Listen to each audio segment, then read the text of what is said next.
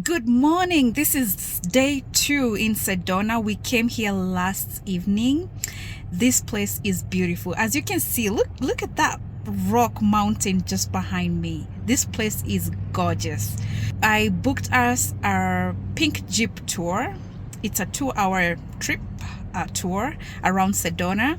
I am excited. My colleagues recommended it and I thought, how about let me spoil my husband on his birthday. So come with us, let's go get surprised together because we both don't know what this tour has in store. Few tips for this trip. Number 1, arrive early. There are plenty of free parking, however you have to find yourself a spot. Number 2, bring yourself a bottle of water or an empty bottle and your driver can refill that water for you.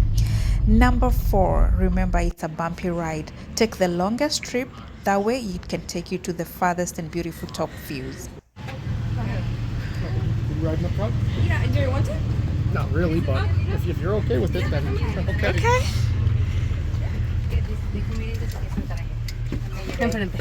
Sí? Yeah. Do you want us to sit up there? Okay.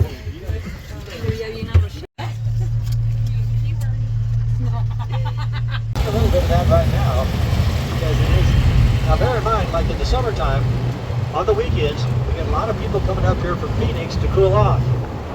Because Phoenix is notorious for 115 degrees Fahrenheit in the shade. They're down there at 1,200 foot elevation. That is lower Sonora Desert. We're up here at about 4,400 feet, 4,300 feet. This is upper Sonora Desert. That's Master John. And they really thought that was cool. Now, Big Jeep does a very similar thing. You'll get a whole every so often. Right there, that little one. Feet to the right, nose to the left. He's got his little bird friend Woodstock sitting on his chin right there too. Y'all see that? Yeah. What are we looking at? Snoopy. Snoopy dog? I know what Snoopy is, but I don't see Okay, it. It's think of him laying on his doghouse. Oh, Laying on his back on his foundation. doghouse. Hardly any maintenance whatsoever. It's all the way worn down from rain and wind and snow to bedrock. So yeah, it's bumpy. We had a couple of guys say they'd rather be in a bar fight than do this tour. Yeah. Well, yeah, in a bar fight, if you get beat up, at least you can hit back. Yeah. How are you going to hit back on a road, Now you see why we have all these grab straps along the roll cage there. Vivian is Disney. We chose this tour specifically because of that. Yeah. We wanted the most bumpy road we could. This is the most bumpy.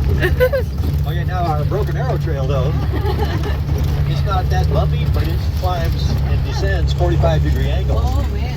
Oh yeah, you have your seatbelt on there for a reason. It gets steep. wow. It's a beautiful view. Yeah. Yes. That's a way down here. Part of the experience. Yeah. Woo. So if we went off right here, I don't think we can stop to it. To the bottom. Wow. Yeah, we probably get there at least 3 hours before the EMTs. Wow. Steep. No, but it is smoother on this side. Right up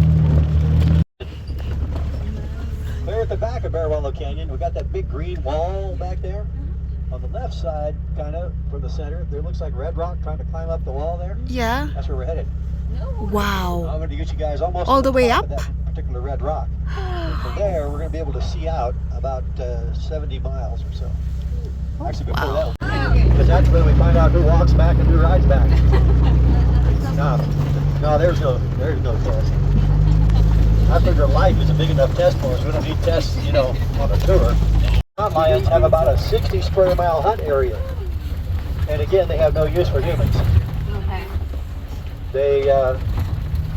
I did research years ago about how many mountain lions.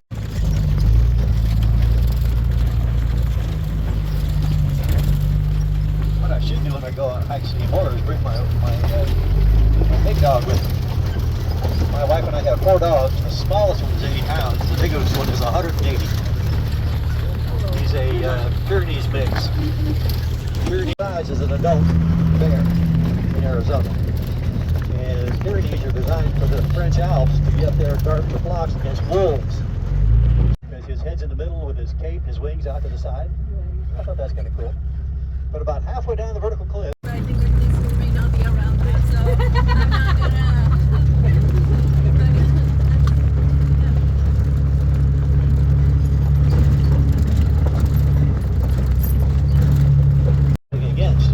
protect nice people against bad people. Now, there's also a difference between good and bad, and evil.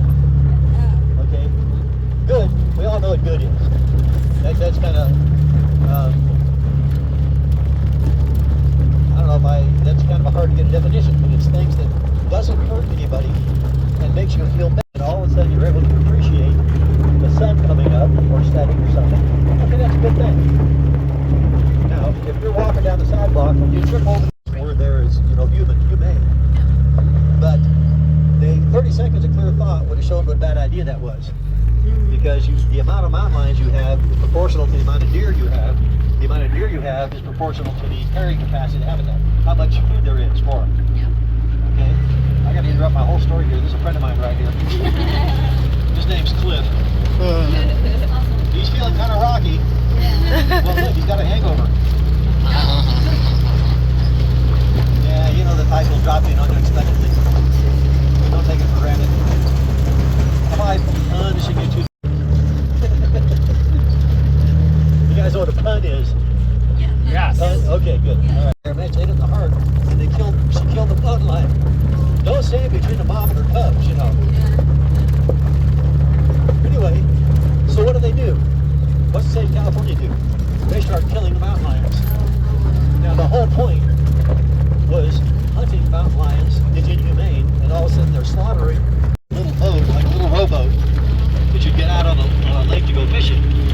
Well, in big cities like New York City, Chicago, these kind of places, prior to 1937, people had a big hunger for exotic meats, like duck a la orange, and elk, and deer, and various kinds of foods.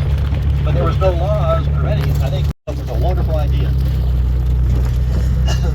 We went back to Congress and they said, we figured out how to finance this. They're like, do tell. They said, put a 10% excise tax on all, those kind of folks are really upset at me when I tell them this, and I'm going, look it up. There's the hundreds of fishermen that did all the wildlife conservation.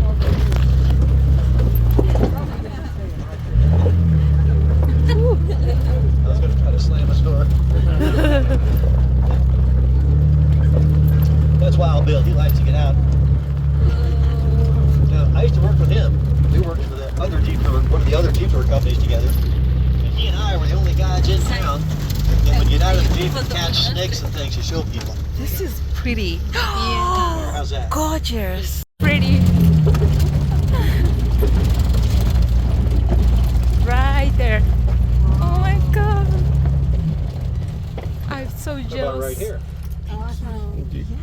Now look out the right side of the Jeep. Down to the ocean and the ship disappears, Yes. kind of. Yep, it's going across the curvature of the earth. Okay. I'm having great fun on Facebook. There's a site there that deals with the Flat Earth Society. Our amazing driver Jim was kind enough to stop a couple of times so we can take pictures of this gorgeous place. Make sure when you come, bring your beautiful self and lots of storage. Males come down here, get a few beers on board, and go, hey, let's go climb a rock. They get up like 100 feet up and find out why I'm. And of course, they'd be in the college newspaper, so and so, got killed in a hiking fall because he was drunk, and so it'd go through the whole.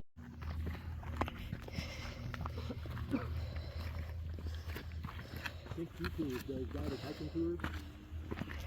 I kind of drive jeeps, not do hikes. And 3, 4, 5 mile hike. But it's part of the training, so I thought, well, either I'll make it or it'll kill me. Either way, whatever. I've lived a long life.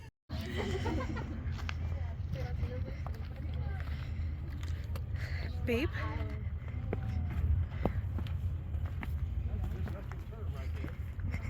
Whoa. Look at that. Also, let me tell you, we are lucky to be up here by ourselves. Sometimes there might be 40 people up here. Really? Wow. This is real popular. All those parking places will be full. There'll be 4 or 5 tours, detours up here, and tons of people. Back to ourselves. Hay demasiadas telarañas en la cama.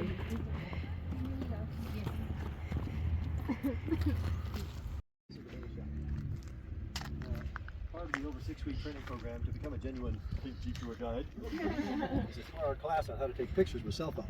Oh. I can work magic with your cell phones. Oh. Yes. Take advantage of that tap. I can actually Feel like on the Lion King movie. Right? we just need a little lion cub to hold up. Right?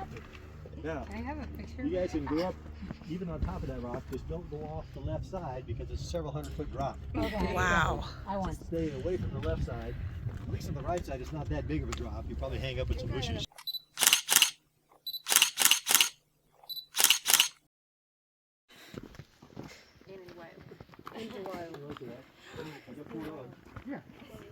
Don't pick up their own food. You do. After the tour, we decided to stop by Creekside restaurant for an early dinner. The ambience was amazing.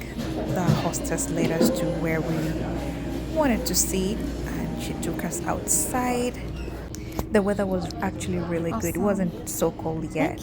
So we decided to sit outside and we got these yummy drinks. I drank our mocktail. My husband took a Diet Coke. And the view was beautiful, so green. That is me taking my first sip. So we went ahead and ordered. I ordered some lamb chops. My husband ordered a sandwich. Yo, if you're ever in Sedona, stop by Creekside. This is not sponsored. Order these lamb chops. They are the bomb. Yummy. Now remember from the previous video I promised to show you the view from our balcony, so as soon as we got back to the hotel I had to shoot that before I took a shower and decided what to do for that evening. I was also looking forward to sitting on that swing chair. It looked comfortable and I was dying to just go back to the hotel and just stay there. So before I let you go, ladies and gentlemen, I just want to let you know, stay tuned to this channel because the next vlog we are going to show you a hidden gem, something we discovered. My mother-in-law recommended it. We loved it. It's a hidden gem in Sedona. So stay tuned and until next time, bye bye.